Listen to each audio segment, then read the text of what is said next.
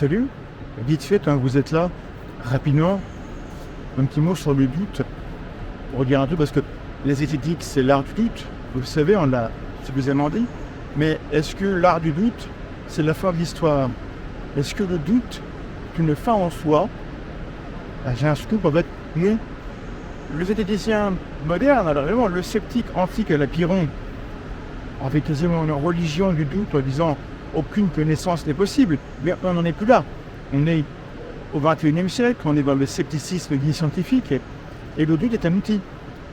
Et ne doute pas afin d'éliminer toute possibilité de connaissance. On doute parce qu'on sait que les connaissances que l'on a pourraient être fausses. Et donc, on ne doute pas pour ignorer, mais on doute pour savoir. Pourquoi? Et là, c'est assez simple, hein, vous allez comprendre très vite. Si je doute suffisamment, avec méthode, avec raison, avec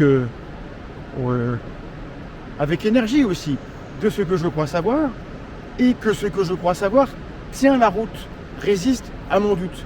Qu'est-ce que je peux dire? Je peux dire que, en fait, ce que je croyais savoir, finalement, c'est assez solide, puisque ça résiste à mon doute.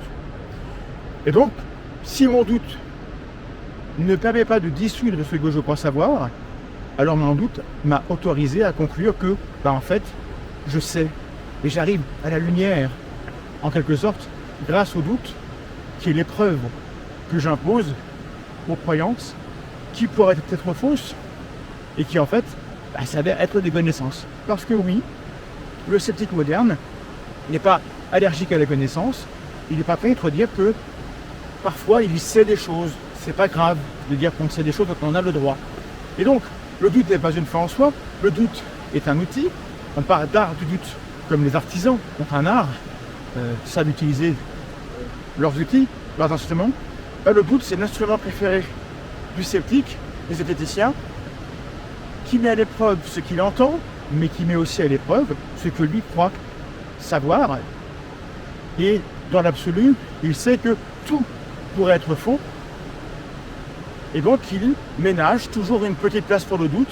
Ça ne veut pas dire que le doute doit prendre toute la place. Sinon, la vie devient compliquée, évidemment. C'était vite fait pour creuser un petit peu la question.